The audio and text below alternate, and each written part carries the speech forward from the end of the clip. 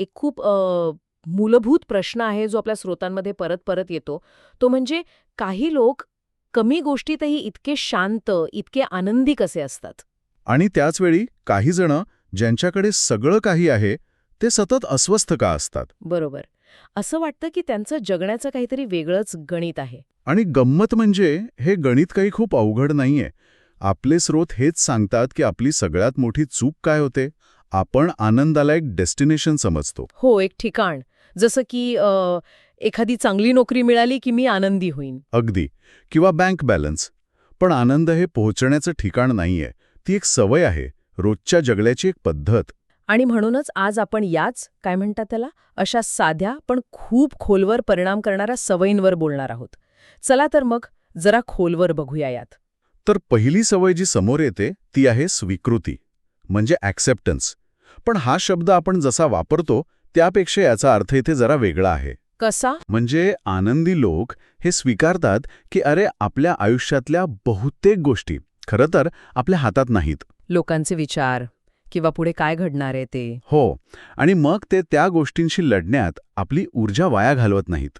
जे हातात आहे फक्त त्यावर लक्ष देतात. पण इथे एक प्रश्न येतो, म्हणजे आपलं नियंत्रण नाही हे स्वीकारणं म्हणजे एक प्रकारे हतबल होणं नाही का?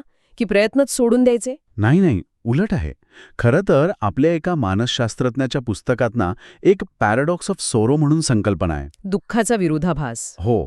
म्हणजे जेव्हा आपण दुःख, राग किंवा चिंता यांसारख्या भावनांना ना असं दूर ढकलायचा प्रयत्न करतो, तेव्हा आपला मेंदू तिला एक धोका समजतो आणि ती भावना अजूनच तीव्र होते.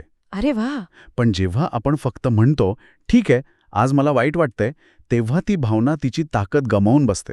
म्हणजे लढायचं नाही, फक्त तिला बघायचंय.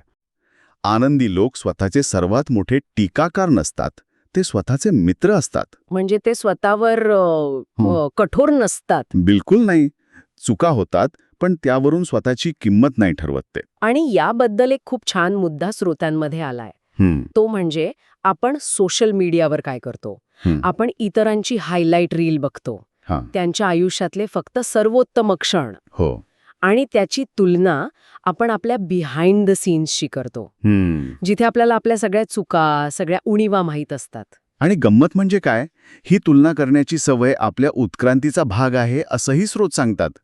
म्हणजे पूर्वी कळपाट टिकून राहायचं असेल तर इतरांच्या तुलनेत आपण कुठे आहोत हे पाहणं गरजेचं होतं. हो, म्हणजे ते जगण्यासाठी आवश्यक होतं. पण आज सोशल मीडियामुळे तोच गुण आपल्यासाठी एक सापळा बनलाय. आणि आनंदी लोक जाणीवपूर्वक यातून बाहेर पडतात. त्यांची स्पर्धा फक्त कालच्या स्वतःशी असते, दुसऱ्या कोणाशीच नाही. बरोबर. या दोन सवयींमधून, म्हणजे बाह्य आणि स्वतःचा स्वीकार, यातून एक गोष्ट आपोआप तयार होते, ती म्हणजे मनःशांती. बरोबर. आणि तिसरी सवय नेमकी याच मनःशांतीचं रक्षण करण्याबद्दल आहे. आणि त्यासाठी सर्वात मोठं साधन कोणतं? नाही म्हणण्याची कला.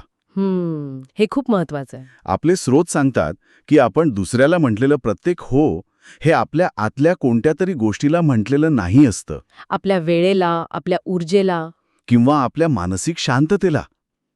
अगदी. पण हे खूप अवघड असतं ना, म्हणजे समोरच्याला वाईट वाटेल किंवा वाटतं. पण यावर एक छान उदाहरण आहे.